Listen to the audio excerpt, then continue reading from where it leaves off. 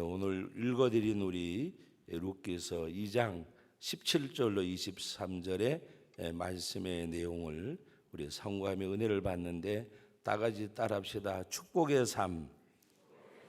오늘 이 말씀의 내용은 그 룻이 하나님 앞에 은혜를 누리는, 근데 룻이 어디에서 생활할 때에 하나님의 은혜를 누렸느냐, 지난 주일날 말씀을 드렸는데 그 보아스의 밭에서 이삭을 주었다. 그것은 보아스는 예수님을 상징하고 밭은 바로 교회, 곡식은 말씀을 여러분들의 말씀을 드렸는데, 바로 이 말씀의 내용은 룻이 하나님의 교회를 떠나지 아니하고 하나님 멀리하지 아니하고 주님과 동행하는, 그래서 축복의 삶을 살게 된 룻은 첫째로 일생을 한 길 걸어가는 그러한 삶을 살았습니다. 일생을 한 길을 걸어가는. 우리 룻기서 1장에 보면 룻이 너무 아름다운 고백을 했잖아요. 어머니의 하나님이 나의 하나님이 되고 어머니 가는 길에 나도 가고 내가 죽는 일 외에 어머니를 떠나면 하나님이 나에게 벌 위에 벌을 더 내리시기를 원합니다. 이것은 내가 죽을지언정 성령의 인도를 받고 하나님을 떠나서는 살지 않겠다고 하는 그런 서약이었습니다. 그래서 이 룻이 하나님 앞에 일생을 한 길을 걸어가는 그런 삶을 살았습니다.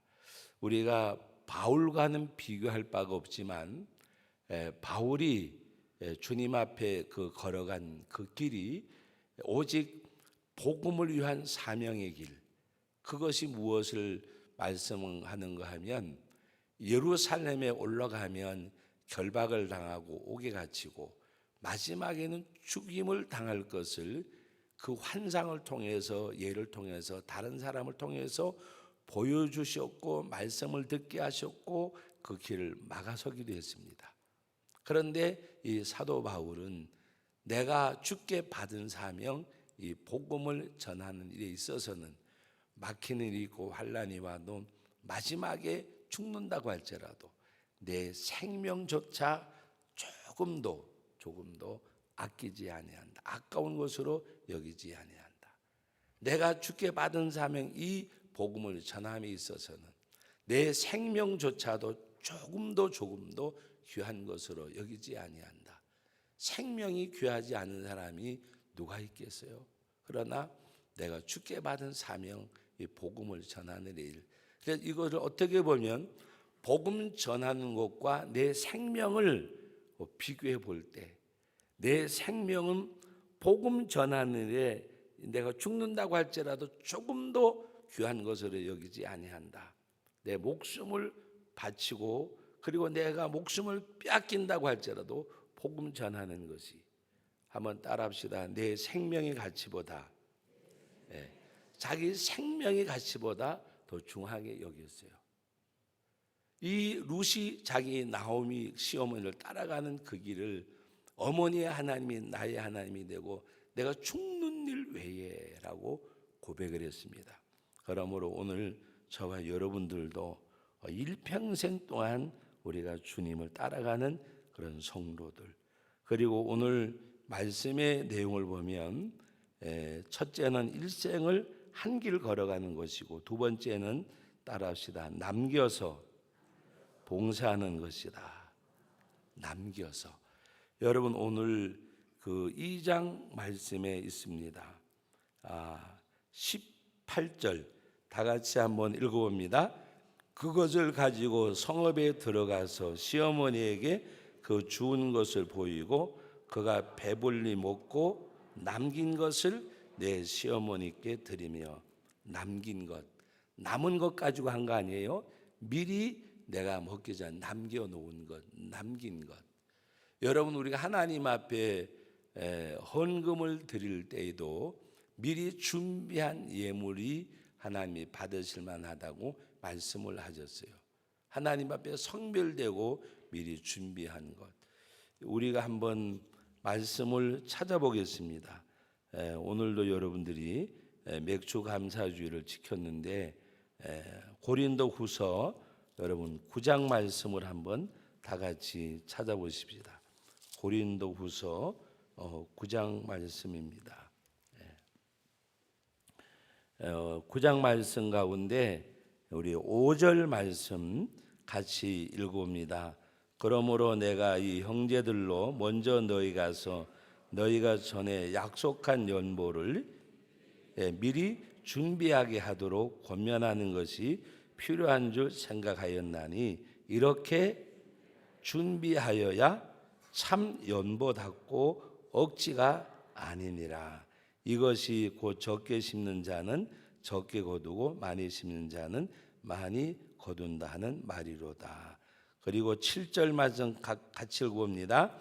각각 그 마음에 정한 대로 할 것이요 인색함으로나 억지로 할지 말지니 하나님은 즐겨내는 자를 사랑하시느니라.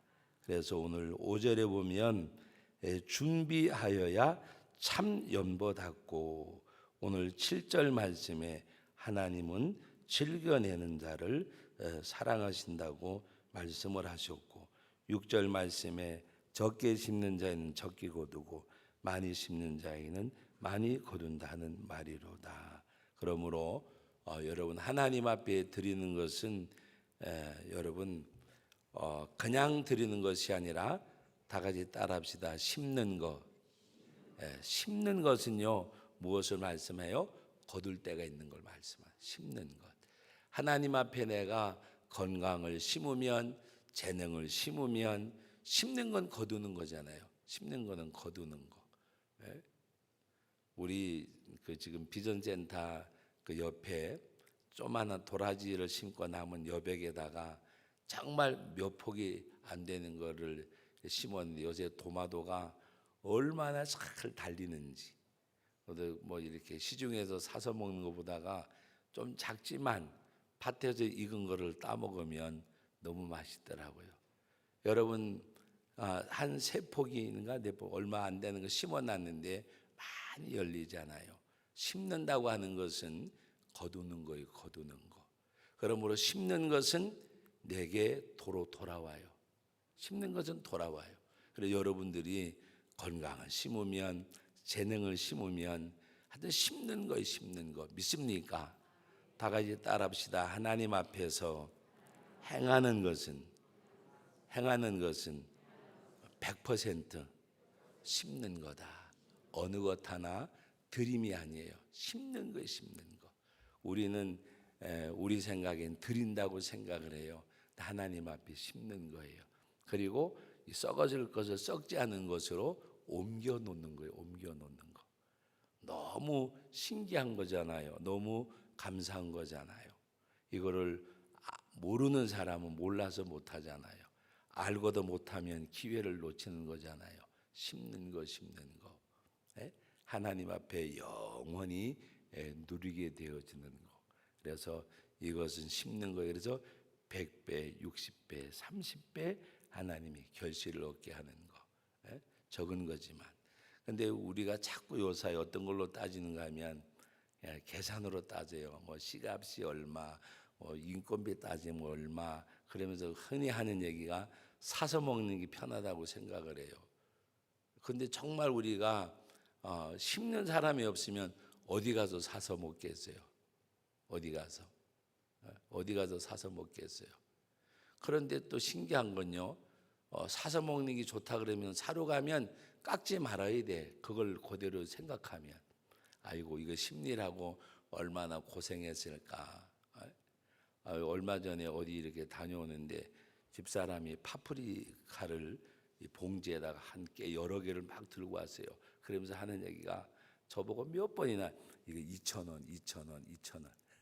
그러니까 너무 신기하게 이렇게 양이 많은데 2,000원이라고 너무 싸다고 이야기하는 거예요. 2,000원. 그래서 제가 봐도 생각해 보세요. 한 개에 500원도 안 되는 거야. 보니까 6개가 들었는지. 근데 그거 여러분 생각해 보세요. 농사지은 분이 갖다 팔 때는 2,000원에 팔지 않았을 거 아니에요. 그거 생각하니까 사서 먹는 게 훨씬 싸긴 싸지만 심는 사람이 있기 때문에 사서 먹는 거잖아요. 심는 사람. 그래서 저는 여러분들이 물론 그 이문을 남기는 사람한테 깎는 거겠지만 정말 이렇게 가끔 가다가 여기 고암동 이렇게 올라가 보면 교회 권사님들, 집사님들이 밭에서 가져와가지고 이렇게 놓고 파시는 게 있더라고요. 근데 이래 보면 다 해봐야 얼마치 안 되는데 저는 이렇게 좀 비웃살이 별로 없어요. 그래서 어떨 땐 차를 대놓고 저거를 그냥 다 사가지고 오고 싶은 마음이 있어요. 아는 일, 얼굴을 아는 권사님들, 집사님들이 우리 교회는 아니더라도 있잖아요. 근데 보면 그 더운데 얼굴이 구릿빛이 되어지고 손마디를 보면 정말 이렇게 거친 손, 그리고 거기 앉으셔 가지고 이렇게 졸고 있는 거 보면 정말 어떨 때는 마음이 짠할 때가 있어요. 저걸 사가지고 올까 하다가도 뭔가 이렇게 잘 안 돼서 그냥 오고 하는데, 여러분들 그런 거는 깎지 말고 그냥 달라는 대로 주고 사시면 좋을 것 같아. 그 연세 많은 분들이 밭에서 지어가지고 나와서. 근데 우리가 분명한 것 중에 하나는 심는 분들이 있기 때문에 우리가 사서라도 먹을 수가 있잖아요. 그래서 꼭 우리가, 어떤 분이 그래요. 뭐 우리가 농사도 안 짓는데 맥추절 그다음에 추수감사절 지키는 게 뭐가 의미가 있냐고. 정말 그건 대단히 하나님 앞에 불경스러운 거예요. 여러분, 심는 사람이 있기 때문에, 그리고 하나님이 그 심는 사람이 심는 것 통해서 우리에게 주시잖아요. 그리고 우리는 어떻게 보면 쉽게 얻는 것을 가지고 손 안 대고 코 푼다 그러잖아요. 쉽게 손 안 대고 코 푸는 게 어떻게 손 안 대고 코 풀어요? 애들한테 가서 수건대고 코 닦아주잖아요. 우리는 하나님 앞에 정말 내가 직접 농사는 안 져도 하나님이 그걸 농사 짓게 한 분들이 계시고, 또 그 많은 아름다운 식물들 먹게 하시니까 얼마나 감사해요. 때가 되면 요새 거리에 나가면 먹고 이 입맛을 당기는 살구, 그다음에 자두, 이런 거 한번 보세요. 이제 참외는 한물가지만 요새 또 수박이 나와가지고 오늘 점심에도 수박을 먹는데 너무 달더라고요. 그래서 제가 2개를 먹으면서 아이고 달다, 아이고 달다, 너무 다니까. 여러분, 우리가 때를 따라 주시는 하나님의 은혜. 내가 농사 짓는 사람이 아니더라도 맥주감사절, 추수감사절 너무 감사하잖아요. 왜? 우리가 먹을 수 있고 하나님이 주신 그 모든 것들. 그래서 여러분들이 하나님 앞에 봉사할 때에 아까 고린도후서 9장에 있는 말씀 읽었듯이 하나님 앞에 준비하고, 그리고 하나님 앞에 즐겨내고, 하나님 앞에 100% 드리는 것이 아니라 심는 거, 건강도 재능도, 우리가 찬양대도 하시고 또 이제 반주도 하고 또 그 외에도 여러 가지 많은 일들 하시는 거, 하나님 앞에 다 심는 거예요. 하나님이 반드시 어느 것 하나도 거지없이 하나님이 갚아주시고 거두게 하시는 줄로 믿으시기 바랍니다. 그래서 오늘 여기 룻이 남겨서 봉사했다고 말씀하고 있습니다. 그 다음에 마지막 3번째로는 이 룻이 어떤 고백을 드리게 되는가 하면, 여러분 그 22절 말씀 우리 같이 한번 읽어봅니다. 나오미가 머니리 룻에게 이르되 내 딸아 너는 그의 소년들과 함께 나가고 다른 밭에서 사람을 만나지 아니한 것이 좋으니라 하니라. 오늘 이 시어머니 나오미가 룻에게 이르는 말이, 끝까지 그 밭을 떠나지 말고 그의 소녀들과 함께 바로 다른 밭에 가서 사람을 만나지 아니하는 것이 좋으니라. 그런데 오늘 뭐라고 룻이 그 23절에 반응하는가 하면 다 같이 읽어봅니다. 이에 룻이 보아스의 소녀들에게 가까이 있어서 보리 추수와 밀 추수를 마치기까지 이삭을 주며 그 시어머니와 함께 거주하니라. 이삭을 주며 끝까지 말씀을 쫓는 그런 신앙생활을 말씀하는 내용입니다. 오늘 그 룻이 1장에서 고백한 내용, 내가 죽는 일 외에는 어머니를 떠나지 않겠습니다. 그의 시어머니가 룻에게 너는 다른 밭으로 가지 말고 그 소녀들과 함께 거기서 이삭을 죽을 것을 말씀할 때 룻이 그대로 행하였음을 보여주고 있습니다. 그래서 룻의 신앙은 무엇이냐? 끝까지 첫 번째 일생을 한 길 걸어가는 것처럼 마지막 세 번째는 끝까지 말씀에 순종하는 신앙. 그의 삶 속에서는 순종을 빼놓고는 말하는 것이, 말씀할 것이 없어요. 누구에게? 룻에게 있어서. 우리 옆 사람한테 인사합니다. 당신에게는 순종을 빼놓으면 시체입니다. 우리 하나님 앞에 정말 말씀을 순종하는 것을 빼놓으면 시체가 되는 사람이 되어져야 돼요. 제가 여러분들에게 순교 야사 가운데 화영장에서 화영당하는 85세의 초대교회 감독이었던 폴리갑이 화영장에서 순교당할 때에 사형을 집행하던 집행관이 이야기합니다. 여기서 예수를 부인하고 그리고 이 자리를 벗어나서 마음대로 하시되 여기서만 한 번만 부인하면 이제 85세가 된 어르신이니까 놓아드리겠습니다. 그러니까 폴리갑이 화영장에서 지그시 눈을 감고 있다가 뜨면서 하는 말이, 내가 아무리 생각해도 우리 주님은, 우리 하나님은 한 번도 나를 외면한 적이 없으신데 내가 어찌 한 번이라도 그분을 모른다 하겠느냐. 그러면서 하는 말이, 우리 하나님은 한 번도 나를 외면하신 적이 없다. 그러면서 집행관에게 사형, 화형을 집행할 것을 말할 때에 그 화형을 집행하던 집행관이 불타는 불길 속에서 주님을 보았다는 간증입니다. 하나님이 나를 85년 동안 한 번도 외면하지 아니했는데 그거를 전한 사람이 누가 전했을까요? 집행관이 그 이야기를 전한 거예요. 그리고 그 폴리갑을 화형을 집행한 집행관이 나중에 그 폴리갑을 보고 예수님을 영접했다는 일화가 있습니다.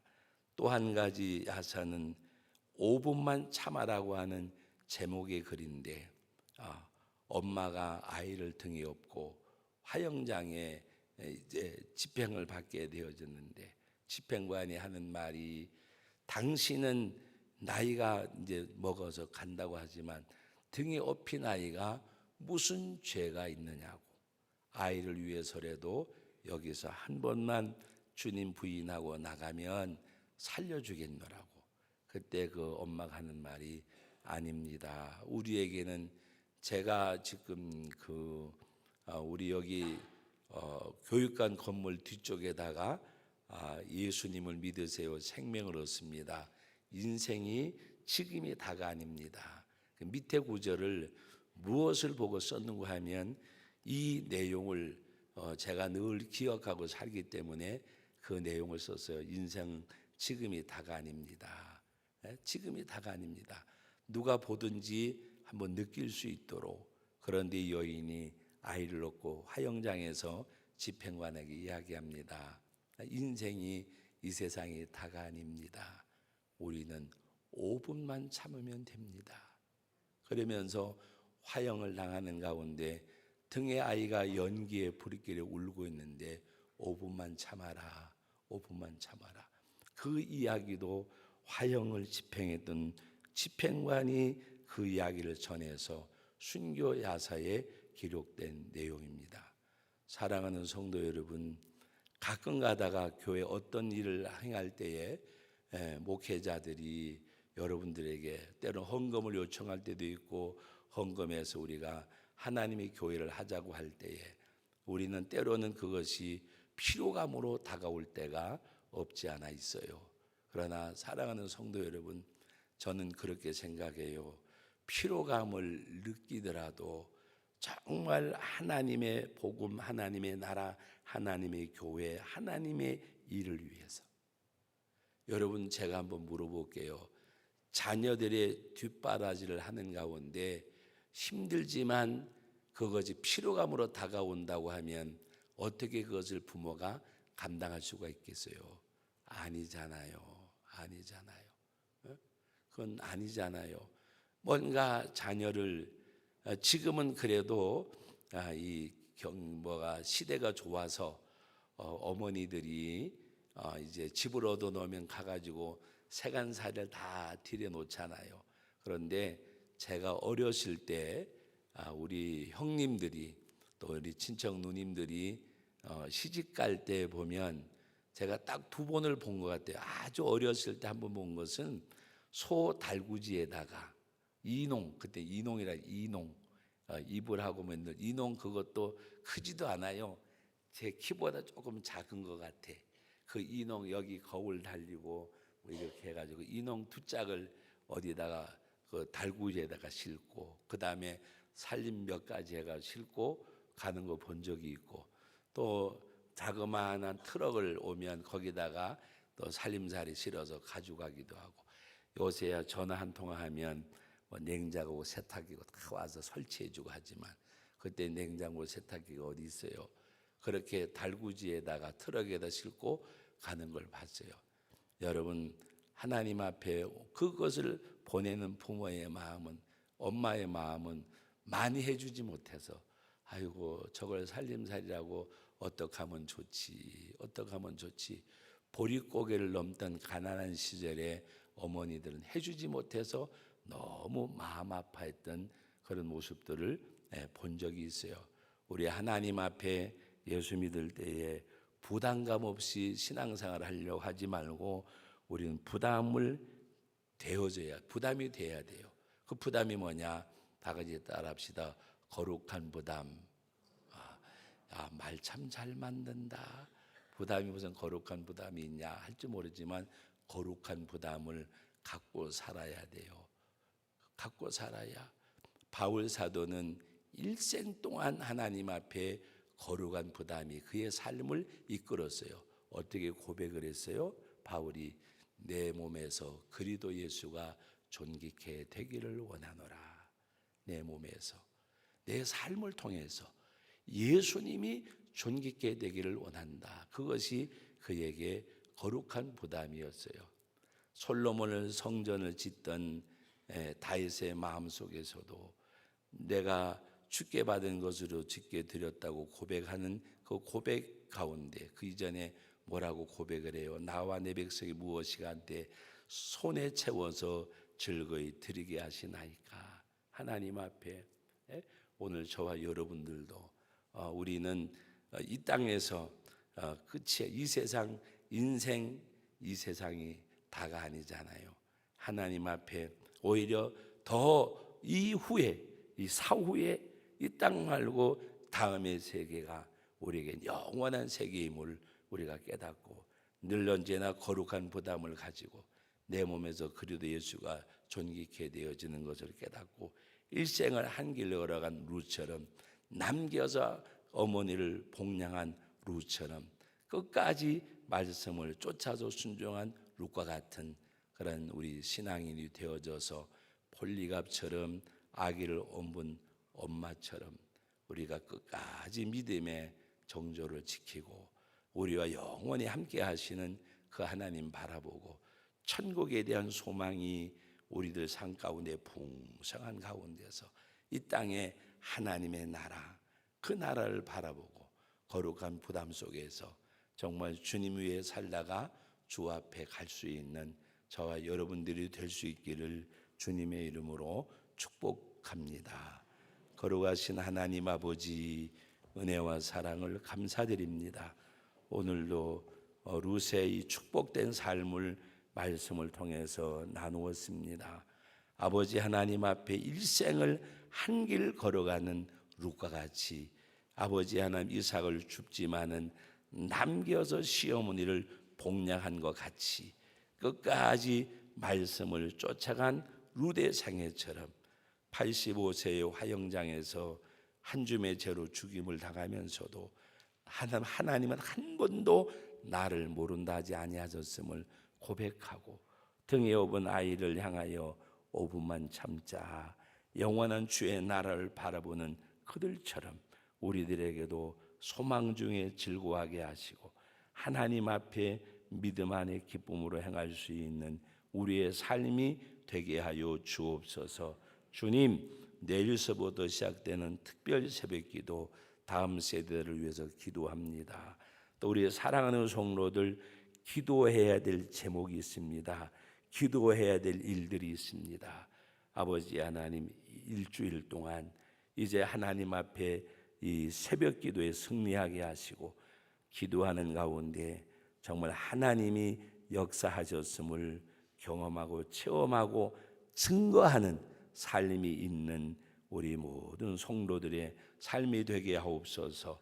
월화수목금토 주어진 삶의 터전에 은혜 주시고 하나님이 믿음의 후대들에게 은총을 베풀어 주시고 직장과 사업장 삶의 터전이 복음의 통로가 되어지게 하여 주시고 복의 통로로 쓰임 받게 하옵소서. 이 모든 말씀 예수님의 이름으로 기도하옵나이다. 아멘.